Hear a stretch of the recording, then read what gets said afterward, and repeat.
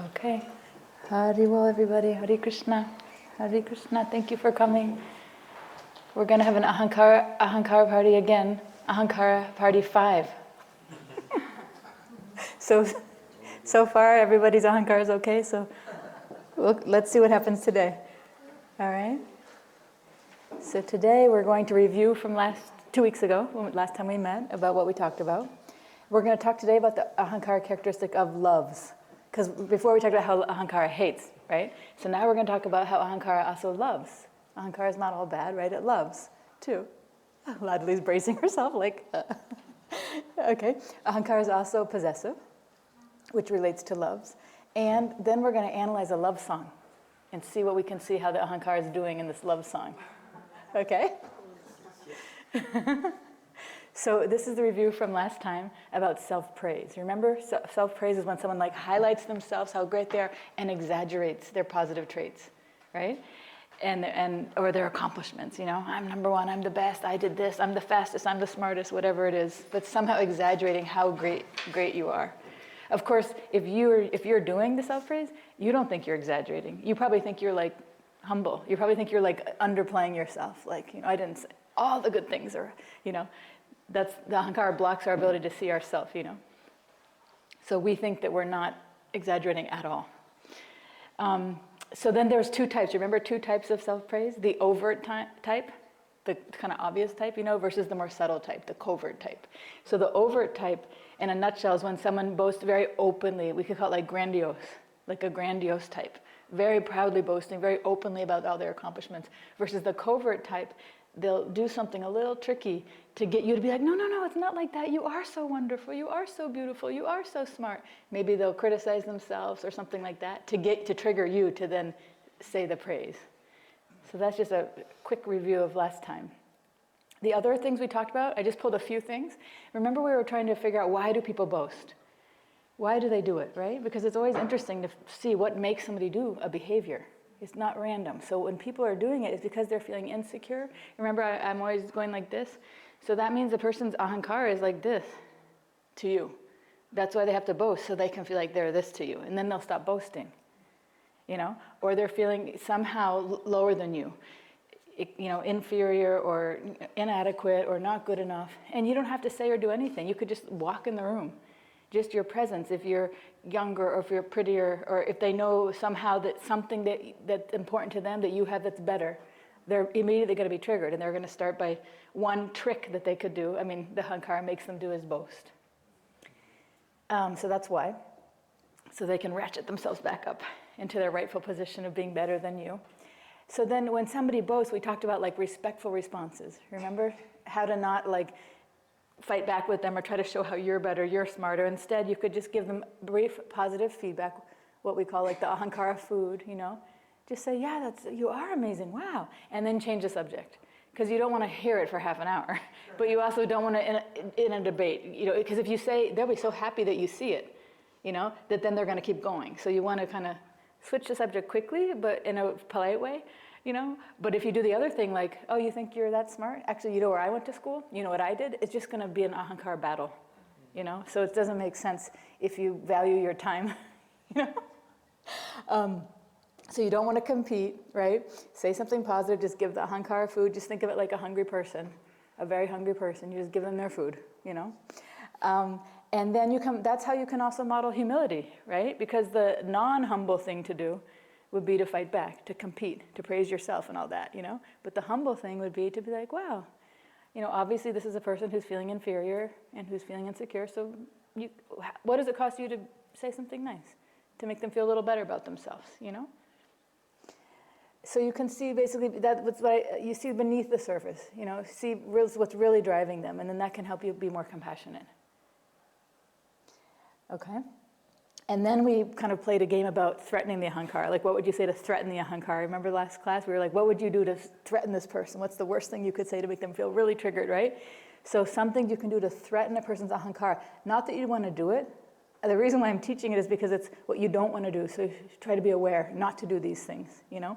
Is 1, ignore them. Completely ignore. That makes them feel like they don't exist. That feels horrible. Or reject them. You know, say something that makes them feel excluded or rejected. Criticize them, Ahankara can't take it. They'll have like a allergic reaction to that, being criticized. Tell them no, just straight out no. So you can try to think of a creative way to say no. Like, oh, that sounds like a good idea, but maybe next week or something. Not like, no, I'm not interested at all. I don't want to do that. Because then they're just going to feel rejected and criticized by you. Or tell them that they're wrong, like flat out wrong. It's like, oh, that's interesting. Okay, I didn't think about it that way. Instead of like, you're just wrong, that's not how it is, That's very triggering to the Ahankara. Or tell them the right way to do it, especially if it's something that their Ahankara thinks that they already know how to do it. That's the worst. Have you had somebody do that? Where you think you're good at something and that's your thing, and then somebody comes in and tells you, okay, here's how you do it like this. It's like, the Ahankara hates that. It's like, Or the kind of the know-it-all was one of those personality types, right? The difficult people who's always telling you, like, you should do this, and you should do that, and you should do that, and it's like, Or you try to show how you're better than them directly. That's very triggering, right? Very threatening to the Ahankara. Or you have a close relationship with someone else that's important to them. So there's someone that's important to them and you. And if they see you getting closer with that person, that's going to make the Ahankara freak out as well.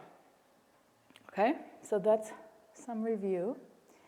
And then we've done in-depth 3 characteristics of Ahankara. So now today we're going to do loves by popular request. Because I think 2 weeks ago people were like, well, isn't there anything positive about Ahankara? So here it is. Let's talk about how Ahankara loves. Okay? So the characteristic of loves. So love is an intense feeling of deep affection. Right? That's simple. Probably everybody's felt that before. And our thoughts and feelings drive our behavior. So this isn't a new concept. I've taught about it before, but I'm just going to use it as a refresher because it's so interesting to see. If you feel love in a nanosecond, then you act. It's not like you're thinking like, oh, I love this person, and here's what I'm going to do. Usually we don't contemplate or deliberate on it. We just act. And we don't realize we're acting because we really love somebody or because we really hate somebody. We're just acting.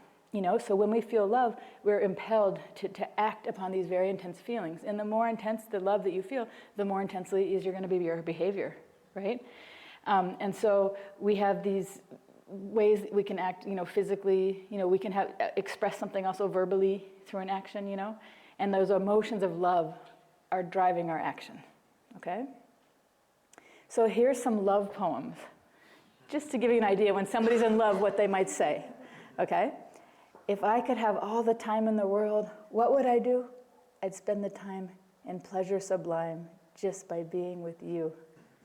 Imagine you got that on Valentine's Day in the old days with a little candy in there, you'd just be in heaven, right? Another one, darling, your touch fills me with bliss. My whole world is rocked each time we kiss. With everything you say and do, I'm so much more in love with you. Another love, right? Teenage heartthrob, imagine getting that. He really loves me. The third one, of everything I know and love and treasure, it's you, my love, who gives the perfect pleasure. To be with you is happiness and bliss. Okay? So just a few lines from different love poems. But this is how, when you fall in love, your heart just, you can't take it, right? You have to express it in some way. And some people are verbal. They want to say it. Some people like to write it. Some people like to sing it. Some people want to express it physically through touch or something. There's many ways to express it, but it has to come out. It's a very intense feeling. So how does it work, actually? I tried to break it down, okay? So we did a lot of classes on manas. So we'll start with manas, right? So we see something coming in through our eyes or ears or one of our 5 senses, right? That's coming in. Goes onto the screen of manas, and then we like it. Why? Because it makes us feel good. So if it's a physical attraction to someone, you're going to look at them and go, that person's beautiful or handsome, right? Or if it's not physical, maybe you're hearing them say something. Maybe it's how they're singing or some words they're saying. Wow, I'm attracted to their words. You can be attracted at different levels, by what you see, by what you hear. Actually, with all the senses, there's something that's attracting you, and it makes you feel good. So it's on the love side. So what actually feels good in love? What actually feels good? So let's analyze in the senses what happens. Okay? So we see how our beloved looks and we like it. It delights our eyes. And love is very unique and specific, right? Not all of us are in love with the same person in the same way. It's very unique to actually our samskaras, our samskaras. And so it's very interesting to be like, no, that person I love so much, and that someone else is like, oh, I hate that person, right? So it's very specific to our unique makeup of what we like, what our eyes like and dislike, So we see how this beloved looks and go, wow, I love that person. So beautiful. Or we hear something that they say, like the love poem, oh my God, I love them. They just delight just hearing that is so beautiful, those words, Or touching, they give me a hug, or the way that they hold me, or even just rub my hand, right? Oh, that's the touch of my love, Smelling them, there's a whole science to the smell. What is that called again? And what's the name for it? Pheromones. Yeah, there's a whole science to that. That they've done studies on people, and you can smell your love, basically. What you're attracted to, you can actually do it with the sense of smell and not even ever seeing the person. And then they show you the people, and who you'd pick with your eyes is who you'd pick with your nose too, without ever seeing them. It's so fascinating, right? So smell is very powerful. And there's some smells that are repulsive to some people and that other people love in terms of how people smell, which is so fascinating, They even make these pheromone perfumes I've seen before. So you can attract, someone by that. It's like amazing. But anyway, so the sense of smell is no joke, right? It's very stronger for some people. Remember that story I told about Jesse, the autistic boy who we used peppermint to get him to stop pounding his head off the wall? It was a sense of smell for him. That was his thing. Okay, and tasting, tasting our beloved, it excites our tongue. If you're having a romantic or a sexual relationship with someone, you're kissing them a lot, right? So the sense of taste, you like how that person tastes. So all your senses, or whatever one, is you have to think like, that's actually, we're boiling it down to what love is. And I'm not talking about bhakti yoga here. I'm just talking about from a Western psychologist's point of view, what love is in the Western world. So I don't want to have any confusion around that. Okay, so what makes our Ahankara go for love, right? It loves what makes it feel powerful. Because when we say good, it's like it delights me, that's manas, right? But then, I am somebody. I'm important, I'm special, I'm unique, I'm beautiful, I'm strong, I'm smart, I'm desired, I mean, look at this guy. I never thought about it before, but he's like basically, this is a very common thing, right? For a man to do to a woman if he's trying to capture her. But I never saw that it's kind of like an act of surrender. He's down on one knee, So yeah, and so how does she feel? She's like, yes, that's right. You get down on one knee. Yes, So that's her Ahankara being like, yes, and you can be my boyfriend. You got the right idea. Let's see after 1 month if he still does it. But at the beginning, when the guy's trying to get the girl, he'll do things like that. These grandiose acts of love, But how do you think her Ahankara feels? He's giving her a rose, he's down on one knee, he's probably saying sweet words. Think of all of her senses. The rose smells so good, He probably has some nice cologne on or something. He probably smells good and looks good, And then he's touching her hand in a nice way, and he's saying the sweet words. What more could you want? All of her senses are just delighted by this guy, And she feels powerful. So this is how the Ahankara helps you fall in love. So Ahankara loves whatever pumps it up, That's back to the same old thing. So whatever pumps it up. So Ahankara love. So we love to be associated with people who make us look good. We love the sound of people who praise us, through our sense of sound, if they're going to say nice things that praise us, like those love poems, right? We love people who touch us in a way that makes us feel special and important. We love people who smell good, but not better than us. They can right? They can smell good, but not that good. We have to be better. Otherwise, not going to work. We're going to compete on that one too. We love sweet taste, right? Why? To fortify our concept that indeed, of course, we're so sweet. So we want our love to taste sweet, to fortify who we are, sweet. So this is what we call love, right? We identify with what makes us feel good, what makes us look good, and then we act on it. So Ahankara is first you identify, then you act. That's some of the main things Ahankara does in relation to love, right? So, I'm important, I'm special, I'm beautiful. Look at this guy's giving me all this attention, So now I'm going to pursue that. I'm going to give this guy more time because he's making me feel so special and important and just lovable, So we pursue what makes us look good and feel good. So here's this girl, now she's up on a date with the guy. Why would she pick this guy? I mean, maybe there's 10 other guys to choose from. You know, why would she pick this guy? Because he makes her feel good about herself. She feels confident, she feels special, you know. So we take these actions that bolster our identity. So this guy, what he represents to her, when we say love, if you really break it down, and I'm sorry to burst any bubbles, I don't know if there's some people who are like, what? But you know, really what it is somebody who basically makes you look and feel good. It's not really about that person. And if it was, then when something happens, just say they died, or just say they make you look and feel not good, and it was really just about that person, you'd stay with them. Because you'd be like, I love you anyway. But if all of a sudden they're not checking the boxes, the guy's not down on one knee with the roses, he's not taking you to the candlelit dinner, he's not saying the sweet words, and when the honeymoon is over, and you're not feeling and looking good, bye-bye, next. That's how it goes, right? Okay, so Ahankara impels us to only love people who are favorable to us, right? We love people who make us feel special, superior, smart, right. Remember how Ahankara always likes to be right? The yes man, you know, or the yes woman, right? Important, included. Ahankara hates to be excluded, even though that's one of Ahankara's defining characteristics, that it excludes everyone else. That's what it does if it's in you, you know, but you hate it when other people do it to you. Unique, understood, desirable, lovable, right? So whoever's going to make us feel these things, that's who we're going to love. And if you ever wanted to do an analysis, it's a good one to do and say, who do I really like? Who am I keeping close to me? Am I keeping close to me people who hate me? People who make me feel the opposite of these things? Probably not. That's because your Ahankara doesn't like that. So Ahankara is like the great divider. You know, it's like you're the bad ones. You're bad because you don't give me my Ahankara food, in a nutshell.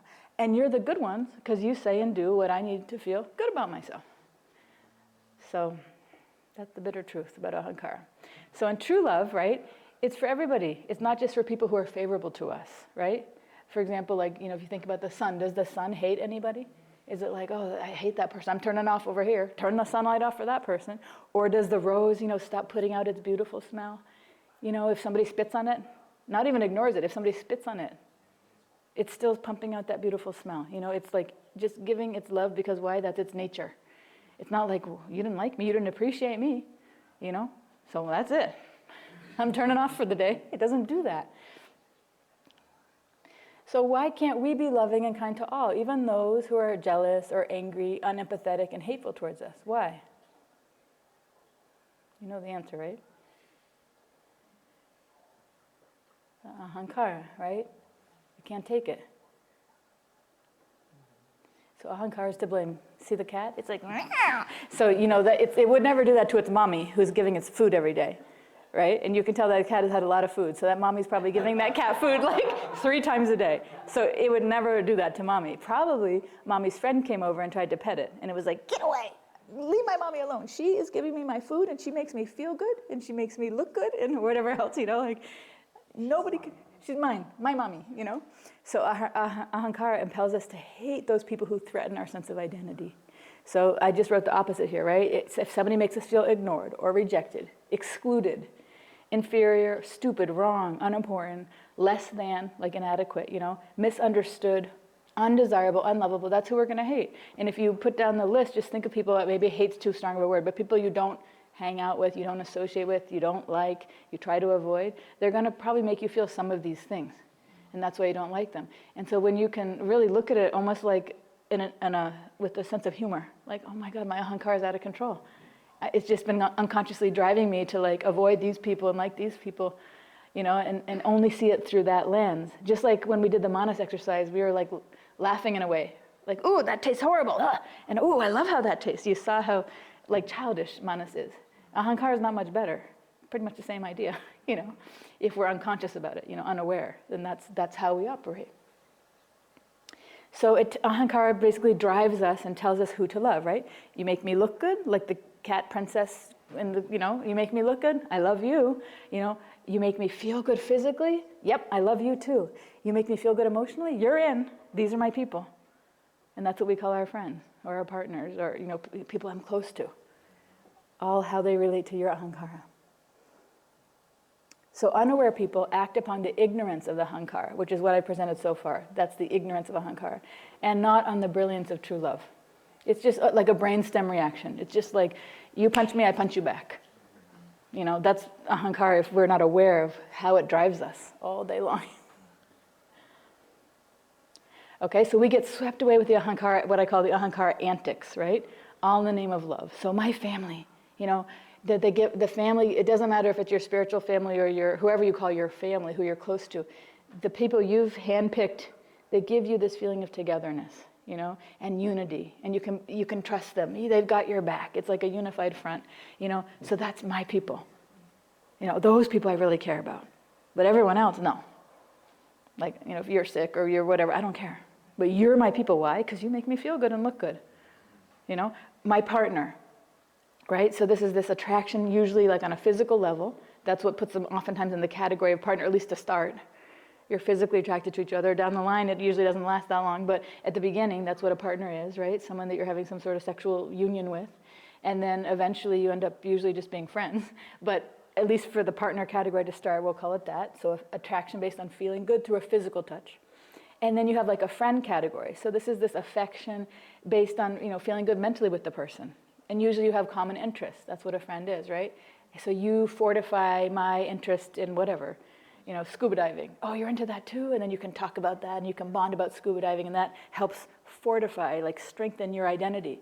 It's scuba diving, people. You know, I've got my family identity, my partner identity. All these things make me who I am, you know? All these people and all these different relations. So this kind of love, unfortunately, makes us insecure, having these types of relations. Because Ahankara, it makes us act in all these kind of crazy ways, actually, to protect this so-called love. So it sounds good. I mean, that's how we all were, usually most people are brought up this way, and you don't even think twice about it. You just think it's normal. But you really, you know, inspect all of this and analyze it through the lens of Ahankara, it's like you see a whole different thing, you know? And so we don't want to act crazy, you know, we don't want to act, I don't want to say crazy, but you don't want to act like so like emotional, you know, so emotional about it and so, you know, unstable about it, you know. Ahankara makes you do that because you feel insecure and you're trying to always make sure that that identity of yours is fortified by these other people and that nobody else can get in between you and that other person, whether it's your family or your friend or your romantic partner, whoever that is that you've glommed onto, that represents your identity. And so it can make you feel very anxious a lot of the time, you know. So Ahankara, it makes us possessive, right? You see that cat, he's like, I'm watching you. My eye is on you, you know. Because why? You make me feel good and look good. So you better not go anywhere. So you're mine, you're all mine, and you'll do what I want, you'll do when I want, and you'll do how I want. Nobody else can be near you. You can't sit near anybody else. You can't look at anybody else. You can't spend time with anybody else. You can't speak to anybody else. You can certainly not have any favorable feelings towards anyone else besides me. You must always be thinking of me. Me, me, me, me. You must love me and only me.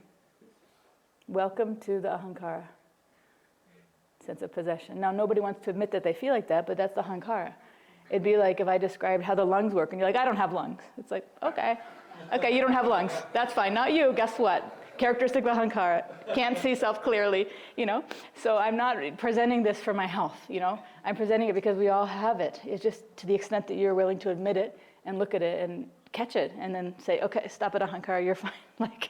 Just like we did this for Manas, realizing what Manas does all day long. Ahankara is doing it. What I call these two together is a pair of dumb criminals, you know. Manas is like, oh, I hate it. I don't like how that is. And then Ahankara is like, you don't? Let's do something about it. Let's kick that person. It's like, oh my God, you know. So it's going on actually all the time. You just have to put your awareness on yourself. If you can't do it because you don't think you have it or whatever, fine, watch somebody else. Watch somebody else and see it, not to criticize them, but then to see, ooh, and then watch another person and go, they have it too. Ooh, and that one has it too. Shoot, could it be that I might have it too? Yes. So then watch it in yourself. Maybe you have to warm up to that, you know. But the idea is to see how it's just, and not feel critical of yourself about it. It's a natural characteristic of Ahankara, just like Manas likes things and doesn't like things. Same thing with Ahankara. Ahankara makes us possessive. It's just a quality that Ahankara does. So we have to look at it and try to see to the extent that we're doing it, you know, because Ahankara and Manas have been doing it since the day we're born. Mommy, mine, since the day we're born. And so it's not something so easy to see because we don't think it's there, first of all, and it's our second nature. It's doing it automatically all day long, just like our breathing and our heart moving, So why does love make us try to possess? You see this person? He's wrapped, or she's wrapped, her lover, and wrapped up, and then you're mine. So this indicates that we actually are devoid of love inside. Because if we have it, then why do we need to possess somebody if we actually have it? Just think of something you have and you're 100% sure of. I know for sure that I have my breathing apparatus is working fine. So now I'm not going to try to get that from you.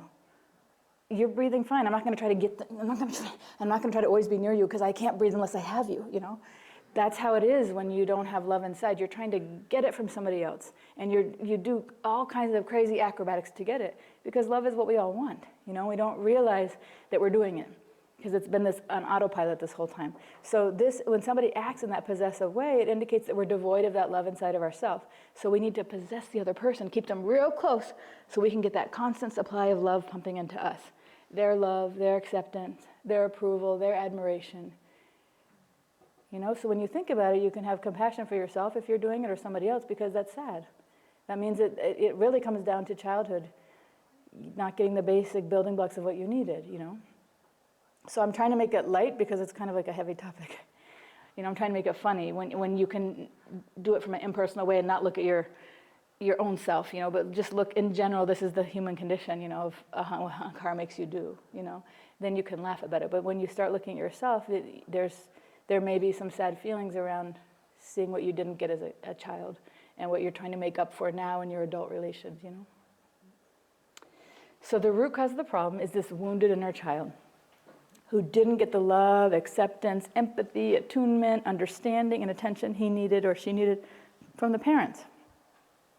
Therefore, this person does not have very high self-esteem. That's the Ahankara down, inferior, always feeling inferior, not good enough, right? So they act in a way, out of low self-esteem, they act like a parasite. That's how it looks. They're always around. They're always trying to suck you or someone else of your energy, like what they call an energy vampire or a parasite. They're not trying to do it, but that's how it feels when you're on the receiving end. Somebody's always like, do you love me? And can I be near you? And can I, it feels you're getting suffocated, But you see these parents here, you see how they're both attuning to the kid? The kid made some picture.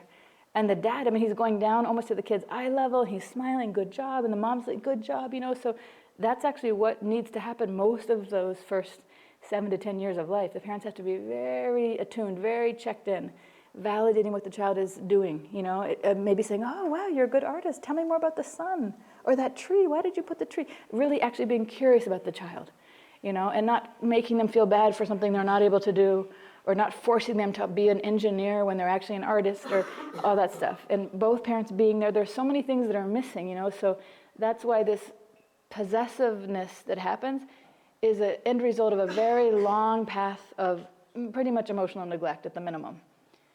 So that's why when you see it in somebody, if you're unable to see it in yourself, if you see it in somebody else, you have to have compassion and go, they're missing something that they haven't got, and hopefully through their own personal work, they'll get there, But they're not there yet, so that's why they're behaving like that. They're very needy for that, just like how you would feel if you couldn't breathe.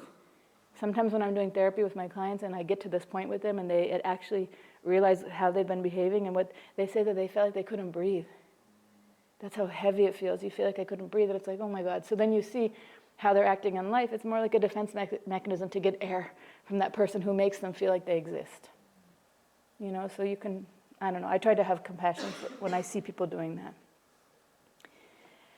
So as a result, as an adult, what possession looks like. Anxious, aggressive, angry, insecure, because anybody who's going to take your thing away, you're going to be anxious about it. You're going to be angry at that person, and you're going to be insensitive to them, unempathetic. You'll be very jealous. You'll be unstable because your mood is based on if you can get that person or not, near you and providing you what you need, kind of this desperate feeling or this needy feeling to have them. You always feel like you have to be near that person, right, that you're possessive of. You're going to compete with other people to claim your position. You want to be right in the front and center. You always want to be near them. If you're in a group, you're always going to try to get right up near them and be close to them. You're going to act as a guardian of the person. It's a very kind of controlling move, but it helps you feel better. Like you're going to tell other people, you know what's best for this person.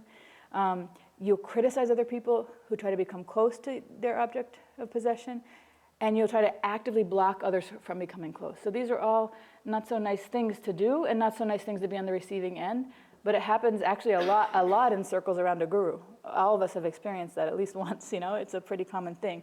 And it's usually coming from a wounded inner child, somebody whose mother or father wasn't there for them, and now they have this very loving guru who's giving them attention, and you want to hold on to that like crazy. You don't want anybody to get in the way of that, because that's yours, that's your love, and that's your attention, and he sees me, yes, and dad didn't. So you want to just box out and block the other people away, That's why I'm bringing it up. Okay, so there's something actually called OLD, O-L-D, obsessive love disorder. And the symptoms are this is when possession goes too far. We all have it to some extent, but when it's going too far, it actually becomes a disorder. And it's not a disorder in the DSM-5, which is the Diagnostic and Statistics Manual for Psychology. It's related to some other disorders, and this is like a part of it. So you couldn't diagnose someone just with this, but it's a part of a few other types of disorders. So you fixate on just one person. You have this overwhelming attraction to that person, their mind, their body, their whatever, something about that person you're kind of obsessed with. You have these obsessive thoughts. You can't get them out of your head. You have these possessive thoughts, which I kind of highlighted possessive thoughts, about them. And extreme jealousy over their interpersonal reactions. You don't want them to look at anybody else, to be near anybody else. They're all yours and only yours. You can feel the need to protect them, right, and be controlling of them as if they're your possession. Like, no, you can't go here, you can't do that, you can't look there, you can't be there, you can't, whatever. You have low self-esteem, a constant need for reassurance by them. You're monitoring their actions, maybe even spying on them, like looking in their text messages, going on their emails, watching what they're doing, coming to their door and seeing if you overhear them talking to someone else. You control where and when where they can go or what they can do. And you bombard them, like you're sending them lots of emails and texts all day long, maybe even calling them, to try to make them always think of you, like never forget me, never forget me. Why? It's not really, unfortunately, about that person forgetting you. It's about mom or dad who already forgot you a way long time ago and kind of left you in the dust. And now it's a samskara that's getting projected onto your object of affection, and that's why it's an object of obsession. And sometimes you get obsessed, if this happens, to a person who's actually finally giving you the love that you always wanted that you never got. And sometimes it's the person's not giving it to you, and that's why you're so obsessed with it, because you're like, well, my dad never gave it to me, but now you are going to give it to me. But you're mimicking my dad's emotional unavailability, and now I'm going to really get it from you, because I couldn't get it from him. That's one way, Or the other way is the person's actually giving it to you, and you're like, I'm never going to let this thing go, So these are two ways it could play out. So the punchline of all this very happy lecture about Ahankara, is that Ahankara's love is all related to the body, right? I'm saying like the body-mind complex. So like if you make my body or my mind feel good or look good, I love you. And if you make my body feel or look bad, I hate you. That's it. So Ahankara is decoded, and when you put the spotlight on Ahankara, it doesn't like it. It really doesn't like it. And when you call somebody out on this, they're not going to like it at all. So just say, you're like, okay, I got it, I see that. And then you say it to somebody, it's going to very much trigger them. So the idea is, it's for you as a tonic maybe you could use to say, is there any part of me that I'm doing that, and try to catch it. But it's not to be like, oh, that's your Ahankara. You don't, because it's Ahankara is very sensitive, Okay, so let's do our practical application. Let's apply it, all right? So, yes. Yeah. One of the previous slides about the people one loves. So there was one mention that one makes the person feel superior. These are the people one loves. So I'm wondering if one is in a love relationship, mutual love, so-called love. So is it possible that each person makes the other feel superior? I guess it's possible, but how does it play out? Because only one person can be superior. So how can they each make each other feel superior? How would that? That's a good question. So they do it in different categories. So if I'm like, I don't know, just say my thing is psychology. I'm a psychologist. So my partner's like, you are like the best psychologist. I'm like, really? Tell me more about that. And they're like, well, you're the only one. I'm like, oh yeah, anything else? And they just keep going about how good I am at psychology. But now my partner is a runner, a complete athlete. So I'm like, you are the best athlete. I think you could run like the triathlon. I think you could, and I'll go and be like, you're so good at that. But if my partner becomes a psychologist, that's not gonna work. Don't even go near my yard. You keep running, boy. Keep running. So as long as we're on our own domain, and that's actually, if you look at it, when you look at who triggers you, it's because they're getting in your domain.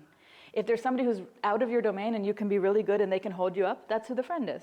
But if it's getting too close, then it's like, no, that's my thing, so get the hell out, Okay? Any other questions before I go on the practical application? Anything online? No? Okay. So now we're going to try to spot these Ahankara characteristics. So I went over a lot today, right? And so I didn't put them all on one slide, but I just put a few. We're going to analyze the Ahankara antics in this love song, and this is actually a true love song, and a true love song based on a true story from the 1960s, I think it was. So do you guys have you heard of Bob Dylan? Bob Dylan? So he wrote a love song called Spanish Boots of Spanish Leather. I don't know, maybe you've heard this song before. I don't have it to play, but I wrote the lyrics out of what he said. So his love song is Spanish Boots of Spanish Leather, and he was in love with this woman, and she was leaving. She was going somewhere sailing to Europe or something, and he was in the US, and it's their dialogue back and forth into a really pretty song. So I want to analyze what you think about what was his Ahankara doing, what was her Ahankara doing. So let's see. Okay, so here's just a few of the symptoms I pulled out from everything I just said. So if you want to take a screenshot, just to keep a refresher, if you want to keep any of these, you can take a picture or a screenshot. These are some of the symptoms you might find for this love song. So loves to be associated with people who make us look good. That was one, right? Loves the sound of people who praise us. That was another one.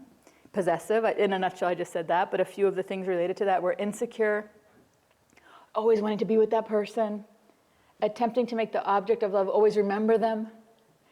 Expressing love verbally was one thing I showed, right? Obsessive love disorder was the very extreme of possessiveness. And this punchline, like, if you make my body feel good, then I love you. Okay, so here's a few things you might want to see if you can find in the love song. And this picture is here because, remember the cat was like looking in the bowl at the fish? So now the cat is... finally, this is the possessiveness to the max. It's like, Okay, so let's see what we can find. So this is Bob Dylan and the girl that he was in love with. Spanish Boots of Spanish Leather. Does anybody have something where we could play it so you could hear it? I didn't know how to do it on this computer, but if somebody can find it, it's a very nice old love song. Spanish Boots of Spanish Leather, Bob Dylan. So what he says is, I'm sailing away my own true love. No, sorry, this is what the girl's saying. She's saying, I'm sailing away my own true love. I'm sailing away in the morning. Is there something I can send you from across the sea, from the place that I'll be landing? She's going to Spain, I think. And he says, no, there's nothing you can send me, my own true love. There's nothing I'm wishing to be owning. Just carry yourself back to me, unspoiled, from across the lonesome ocean. Okay?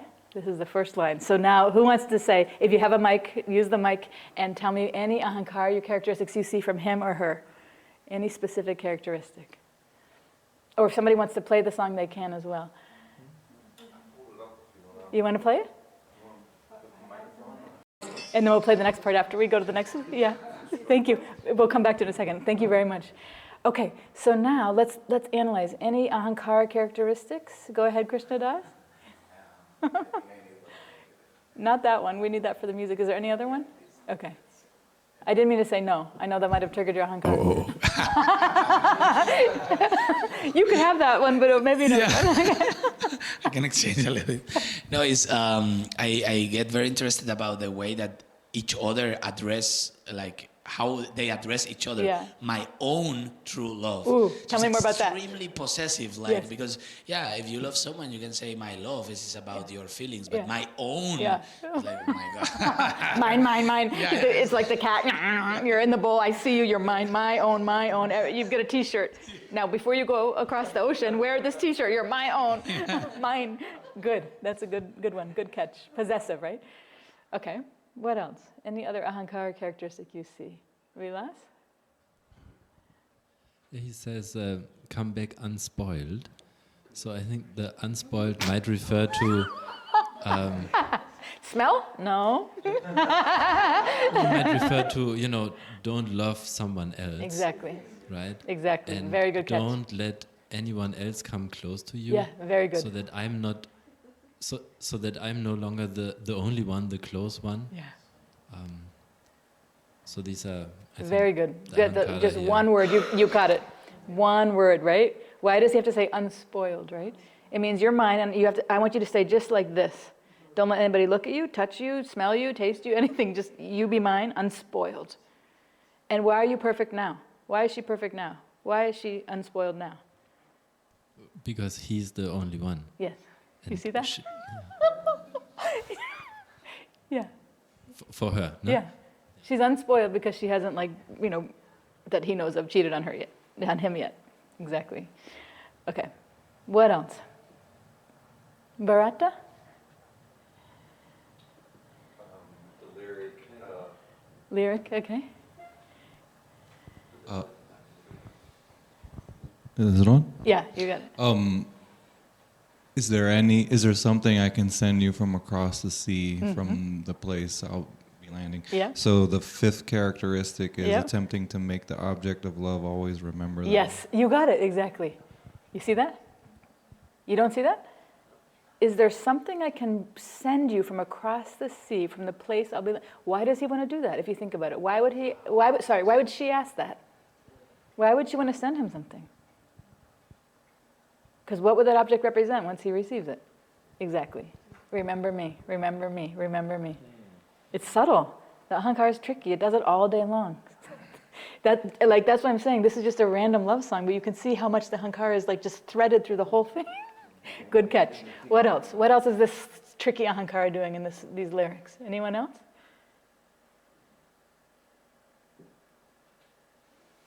Look back. We got possessive. Go ahead, Vilas.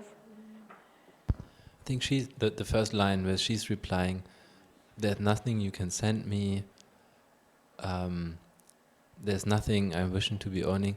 So I think that's the reason why he loves her, is that no, I want only you. Yeah. You are the best. Yeah. It's not about Yes. getting something from Yeah. you. It's you as a person. Yeah. Very good. Meaning, I want your body, because Yeah, it makes my body your feel body, good, in a exactly. nutshell. Don't send me an object that reminds me of your body. Just get your body back here. yeah, don't buy something Yeah. or whatever. Yeah. No replacement. Yeah. Nothing Yeah. cheap. Yeah. I want you. Yeah. Ladli, you got something? I was thinking maybe insecure when she's saying, I'm sailing away, I'm sailing away in the morning. So it means that she always wants to be with him. Yeah. Yeah. Yeah. That's why it's so dramatic. Yeah. I'm sailing Yeah. away, I'm Yeah. sailing Yeah. away. That's right. Very good. That's a subtle one, right? Why else is she saying it, right? Why does she say, I'm sailing away in the morning? She's insecure and she's anxious because she might lose her object, right, of love. What else? Anything else? What about across that lonesome ocean? What's that about? How does that have to do with Ahankara? Why is the ocean lonesome? How does it have to do with anything? Huh? You want the mic?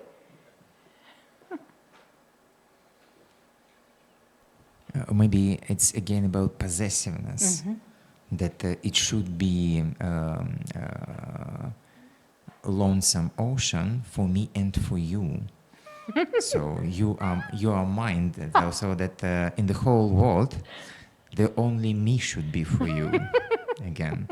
And also, if you can just move the slide to the lyric, so I feel that he also some hidden trick of Ahankara, that he's praising her, but in order to be praised by himself. So you are so unique, you are my true love, Yeah, but yeah. and return can be unspoiled because only me deserves you. That's only me Yeah. to whom you can belong. Yes, very good. It's unsaid, but it's true, right? That's what he is implying. Very good. Vilas? I think she's anxious about the lonesome ocean because she can't hear the sound of someone praising her.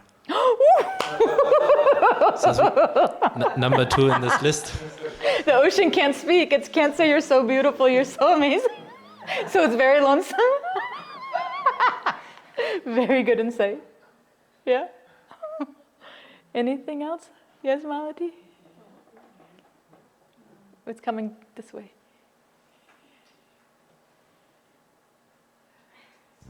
I thought he also mentioned that lonesome ocean to indicate that there's nobody like him. It's lonesome because there's nobody who even gets close to somebody like him.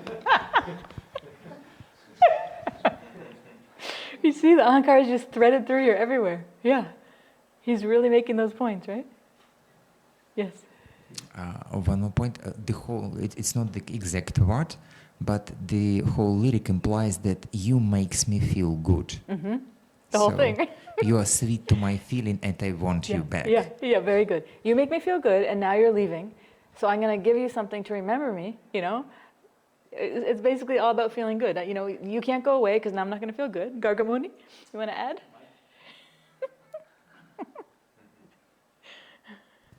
So, obsessive love order. Oh, love disorder? Yeah. Order, it's not order. No. There. Yes, disorder. Yes. When he says that, like he's looking out on the ocean, and for him it looks like nothing. There is nothing there except waiting for her. Very good. Yeah. Fixating on one person. So there's an entire beautiful ocean, you know. He can't see anything else except for the fact that she's not there. Very good. So just obsessed and fixating just on that. Very good. Okay. You ready for the next lyrics back and forth between these two lovers? We got our DJ. Okay. See, this is Ahankara at its max, right? So what's Ahankara doing here with our friend Bob Dylan? What's Ahankara doing? You got the mic? No, I just see that it's made in stone, you know, you make a dream and... is it on? It's pure dream of Ahankara, yes. The pure dream of Ahankara? Every word is something about...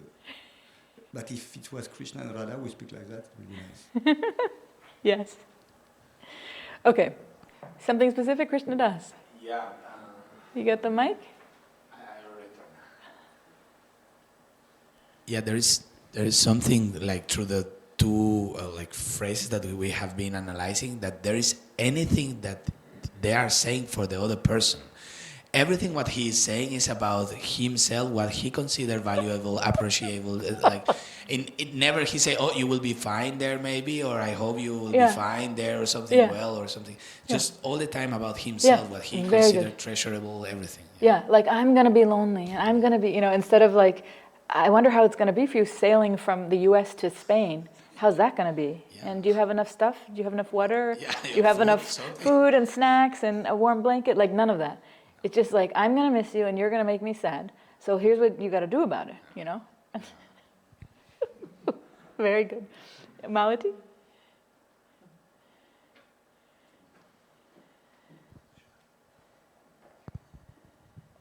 Also, he makes her feel very special, that the darkest nights and the diamond of the deepest ocean, so something extremely special. Yeah.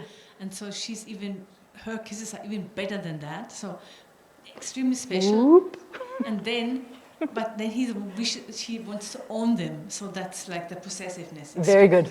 Very good. You got it. He makes her feel so special, but then he's like, but you're mine.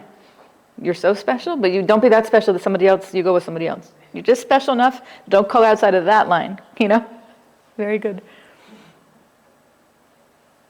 And why is he saying for your sweet kiss? How does that have to do with Ahankara?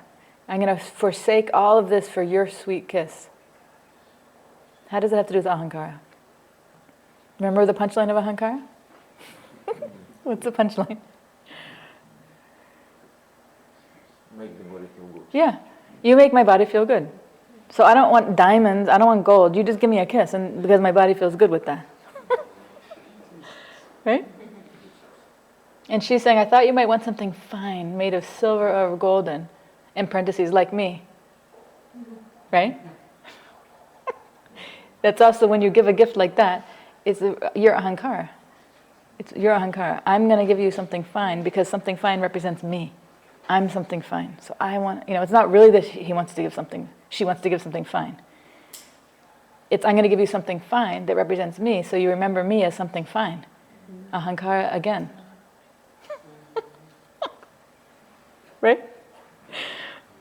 What else?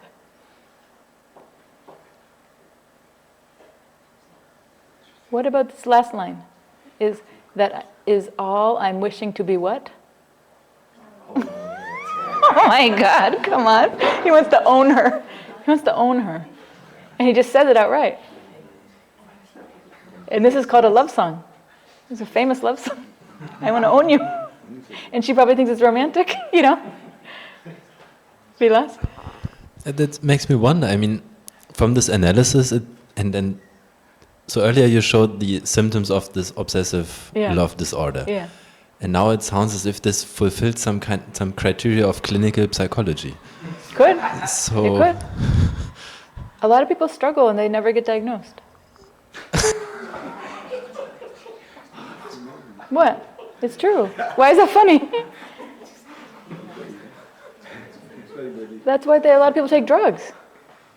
They take drugs because they're trying to numb out their disorder. They're too afraid of a psychologist or psychiatrist. It's very scary for the Ahankara to say, you have this problem, right? And then if they're into anything alternative, they don't want to take a medicine for that. So they don't want to go there.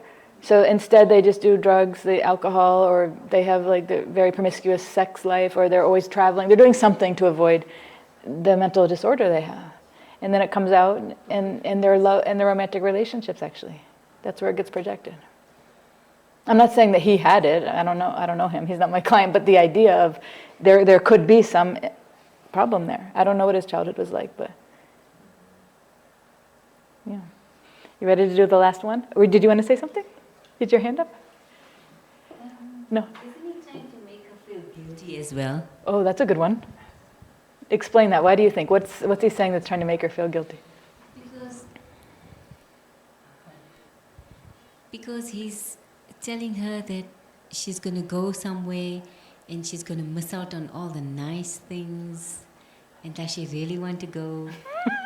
Right? Yeah. And then maybe she should be like, yeah, you know what, you're right, I won't go. Right? Yeah, there's so many subtleties here because, his Ahankara would feel better if she stayed, so she can feel guilty and feel like, we would be better together, actually. Maybe I shouldn't go. Yeah, he didn't say it, but he's saying it in a sweet way, but it's not sweet at all, actually, when you see what he needs for his feeling good, Gargamuni? So when he describes his reality as being the darkest night and the deepest ocean, that's how it looks to him if she's not there. Like, what you do to me, right? Yes. Same idea. Guilt trip. That happens in this possessive type of love too. You can't really be free. Okay, Jaya, what do you got? Yes, I also thought that this feeling guilty. Yeah. Because he says, maybe you want something of silver and gold, and I'm the poor guy, I cannot give you. Yeah. I mean, this is because I know in the 1960s these type of songs were there. Yeah. Even though we didn't see it like that, of course, but it's actually making her feel. I mean, guilty is maybe not the right proportion to say, but or he wants to put himself like, okay, you can get gold and silver anywhere, but the love that I give, that you cannot get. I think this is more like, I mean, this gives the feeling, maybe you want silver and gold, but if I had, and the whole thing. So there's somehow it always comes back to I'm the best, I'm better, Very good. Even no matter what the best silver or gold is, it can't replace my love. Okay, something like that. Okay, Vilas? No, Jaya, help me see something more. So this, with the silver and gold, and that is not, that I cannot do this. This reminds me of the covert type of bragging, right? Yeah. That you put yourself down in order for the other person to say, actually, I can do that for you. You're worth it, or something. Very good. This is all so subtle. Okay. One last thing, and so that she says, of course you yes, you don't have silver and gold, I know, but no problem, you're much better than Yes, that. yes, yes, yes, very good.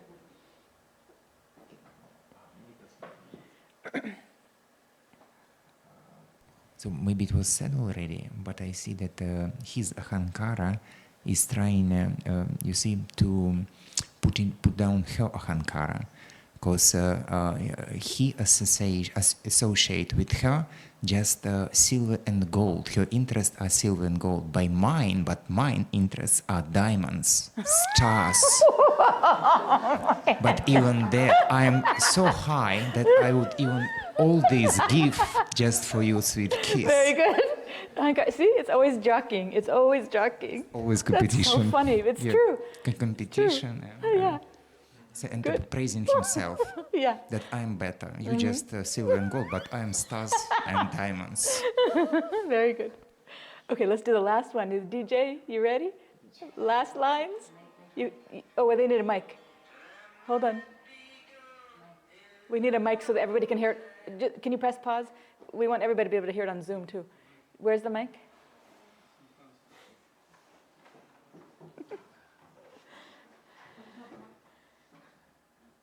So this is the last, it's not the whole song, but these are the last few lines I'll play, and then we'll...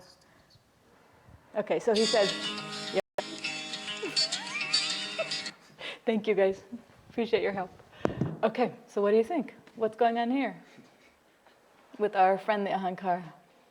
So her Ahankara, she's the one in black. I might be gone a long time. That's why I'm only asking now for, what, the third time? Is there something that I can send you to remember me by to make your time more easy passing? She's saying that to him. What's her Ahankara doing? Anything you can see? Go ahead, Bharata. You have the mic? Is there a mic around for Bharata?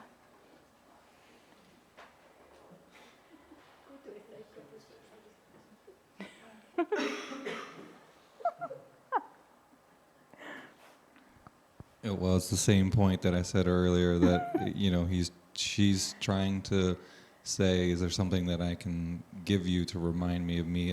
Again, number 5, attempting to make the object of love always remember them. Yes, so very just good. kind of obsessively coming back to like, she keeps going back to it. Me. What can I give you that's going to remind you of me? Yeah, and how attuned is she to him? Yeah. Right? Yeah. I mean, what did he say? What did he just say? Yeah, he said, what he just said? He said, no, I don't want anything. Just I want your kiss. And then what did she say back? Anyway, I thought, is there something I can bring you? This is love. There's like no. It's like a total mismatch. She's just talking to herself. He's already said, no, I don't want anything besides you. Good, Bharata. Yes, Krishnadas. Just in that direction, like it seems like the egoism that she is experiencing is just about herself. Actually, the fact that she is going make her feel so well that she never tried to go back. It's like, no, I'm going. I'm just going. I mean, I don't know about you, but I'm going. But if I can send you something, anyway.